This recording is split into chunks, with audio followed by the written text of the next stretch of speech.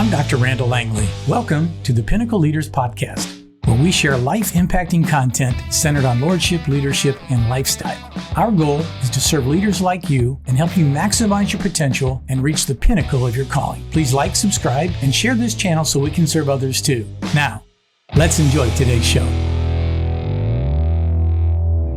Well, hi, friends. Thanks for joining us again today for our Pinnacle Leaders Podcast. It's always a thrill for us to be with you, and we just hope that you'll, as Laurie and I engage in conversation today, you'll just feel like a part of our conversation. Today we want to talk about something that in a leadership world doesn't get as much attention. We're actually going to talk about failure as a leader, but not just failure. We're going to talk about wins and losses. I think we are, to a large degree, as leaders, we're predisposed towards celebrating our wins, and we should celebrate our wins, but there's also value in what we would call failures, or the times when we are less than successful. Everybody wants to win, right? But what we're going to really focus on today is that mature leaders learn from both wins and losses. Yes. And sometimes what you lose or what you learn from the loss can be a significant value in your life if we approach it correctly, right? You know, the joke in our family has often been, Dad hates to lose, right? and that's true. I hate to lose. I remember years ago, I saw a quote by Vince Lombardi. He said, you show me a good loser, and I'll show you a loser, right? And so, you know, when we heard that phrase, obviously it was about being a good sport, right? But you show me a good loser and I'll show you a loser was his quote. But here's the thought that Laurie and I want to share with you today, friends. Only mature people can hold these two opposing thoughts in tension at the same time, right? Yes. And seeing the significance of those, the ability to do that, to accomplish that, to hold these two things in tension. The ability to do that is what makes us able to understand and really embrace the complexities of life. That so many times we're looking for the quick answer, or we don't take time to process things correctly. And so we don't draw the value from the wins and the losses, right? Which is devastating because failure is common to everyone. Yeah, and if you don't talk about the losses and if you don't talk about the failures, I think you, to a certain extent, you lose your ability to connect with people. And to lead well. But one of the principles of great leadership is the ability to connect, right? And so there's a certain element of authenticity we've talked about. There's a certain element of vulnerability that comes to that leadership position. And sometimes if we are not secure enough in who we are, we tend to cover up the losses or pass them over, or we don't talk about them. And if we don't talk about them, then people don't have a chance to learn from us. Right. So, which is a shame, really. It is a shame. Somebody said a long time ago, you have to learn from the mistakes of others. Wise leaders learn from the mistakes of others because you can't possibly live long enough to make all the mistakes yourself. And so I'm grateful for leaders and mentors that I've had in my life that have been willing to share with me their failures. And they used those failures as opportunities. I'm sure when they had that experience of failure, it was a growth moment in their life. Painful. But using that experience to teach me meant a lot, and it added value to my life. So you can't necessarily look at the failures as a failure in the way man typically looks at failure. Correct? If you cash in on the failure or the blunder, if you cash in on it, there's a way to redeem it in ways that a lot of people don't. If they just sweep it under the rug, if they don't share it with anybody, if they attach stigma or shame to it, allow the enemy to clobber them over the head with their failure, if they allow it to just discourage them and they don't cash in on it, gain the benefit from it, then it really is a failure. But if you take the things that don't turn out like you hoped and cash in on them, learn from them, grow from them, share like you said that people have done for you in your lifetime, then it's not really a failure, it's a growth moment. Yeah, yeah. And let's be honest, okay? We don't need to be pretentious. We just need to be, one of the things I want our Pinnacle Leaders podcast to be is very, very raw, very real, right? To talk about things, to unpack things that oftentimes don't get discussed in public forums, right? Yes. But life is about success and life is about failure. Right. And the failures in life don't have to be made to sound like we didn't fail. Exactly. Right? So we try and twist it into something that, no, you failed. No, it was you stumbled. You fell. You failed in this area, right? And you don't have to cover that up or as a way to cope with the concept of failure. So people either ignore it or shove it off into the corner and, skip right back to the success. The good stuff. Yeah, back to the good stuff, right. Both of these things, I think, when we were talking about it, Jesus was the greatest leader who ever walked the face of the planet. Mm-hmm. And when you process this through this paradigm, Jesus experienced both of these things in his life. Yes. And that's, I think, good for us to be aware of the fact that, he would say openly to his disciples, he would talk about the end of his life and talk about the cross, and they just couldn't cope with it because they weren't able to process it in the same way. But I don't think Jesus I don't find him pretending. The hard things. Yeah. Because obviously we know the cross looked like failure, but it wasn't. Right. But it was certainly a hard thing that Jesus was facing and tried to explain that to his disciples. Yeah. Also, I don't know that he ever experienced failure like we do in the ways that we do, but he certainly experienced loyalty and betrayal, right? Yeah, and so those if hard you're things. okay, so if you're a leader and people stop following you or break from your organization or break from your ministry or betray you or whatever, we would consider that a leadership failure. Right. So that's what I'm saying. Jesus wasn't a personal failure, but if we are measuring things through the lens of the typical, traditional description of failure, well, you failed as a leader because people, and that's a route to discouragement for sure, right? So our first responsibility is to walk in faith and obedience to what we know God has called us to do, right? And then, of course, there are principles and dynamics of leadership that have to be applied in that process. Just because you have a call of God on your life, just because you're walking in your calling, those things are wonderful, but they are not of themselves what will make you a successful leader. You still have to grow and develop in the skills and the application of good leadership. Correct? The development of relationships. Yeah.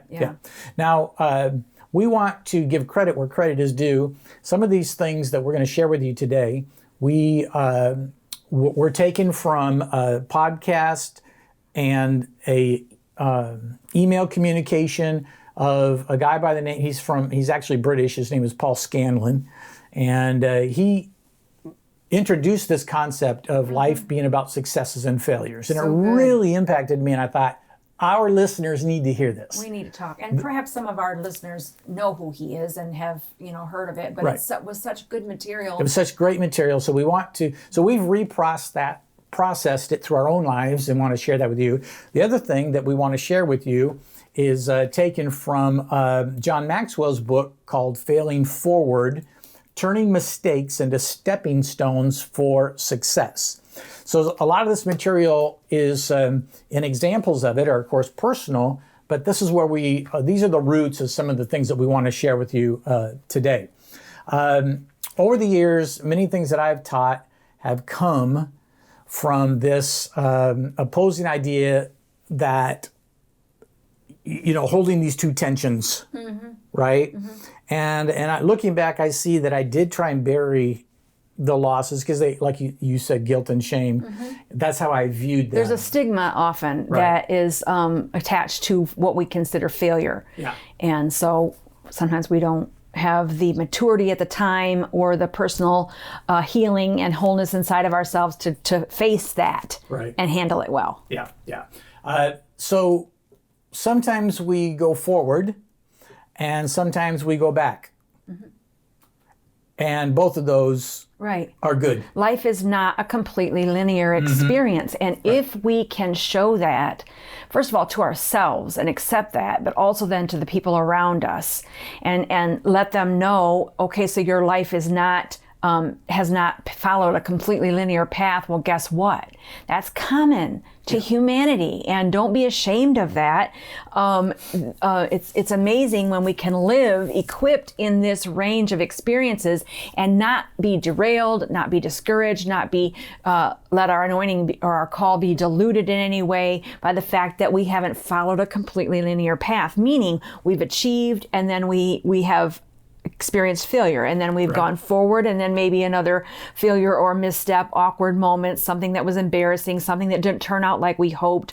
We have to show the people around us that this is the normal. This is the normal, correct. Yes. I know that you had jotted the note down, and I've preached on this before about the concept of mountain climbing. Yes. And it's called the process of acclimatization.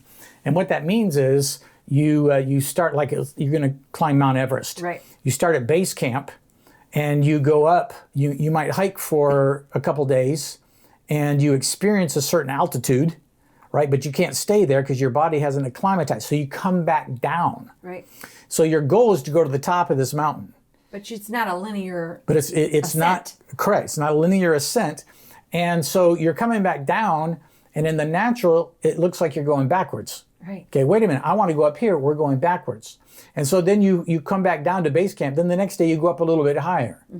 And then you come back down again and wait for a couple days and go up. And so it's this idea that you're leading forward. But here's the thing, that the leader of that expedition, so if you're leading your organization, your ministry, whatever your objective is, you're still the leader, but you're going back. But you're going back with strategic purpose, because you understand that so if we were just drop you off in a helicopter or at the top, you die, because your body hasn't acclimatized to that elevation. It wouldn't be able to handle it, right? So this is all about learning to lead, even when it seems like you're going backwards, right? And squeezing the good out of even what feels like backward movement, growing through backward movement, so that when you go to the next level of the ascent, you have things at that level that you wouldn't have had if you did not go back and squeeze the good out of, hold in tension, embrace and engage with the failure or what looked like a failure, blunder, whatever, awkwardness, and go forward from there. It's like you said, if they dropped us off at the top, we'd never make it. And I think the Lord knows these things, and He's not afraid of failure. He's not afraid of our missteps. He's not afraid of the blunders that we make. If we'll submit them to His Lordship and let Him lead us through them, let us show the people around us that He is Lord even when we have to go back. Yeah. So immature people, and when I say immature, that's not a condescending. That's not condescending. It's not an indictment, because in some ways we're all immature, we're all in process, we're all growing. But the younger you are in leadership, I think the more you get, you're impacted by this element of going backwards or your failures, right? Mature people can't really or immature people can't really handle that. So it takes a certain level of maturity, and if you've lived life to steady the ship in those moments. Yes, through enough ups and downs and through the process, you know what I'm talking about. So don't be afraid or ashamed of the struggle. You develop as a leader probably more in the struggle than you do when things are, just going the way you think they will. Yes. And so we want to encourage you. We want you to be a mature, stable person. And then here's the thing: when you become a mature, stable leader, that's a gift to everybody around you. Yes. Right? Yes. And so again, it's not a selfish thing to grow as a leader.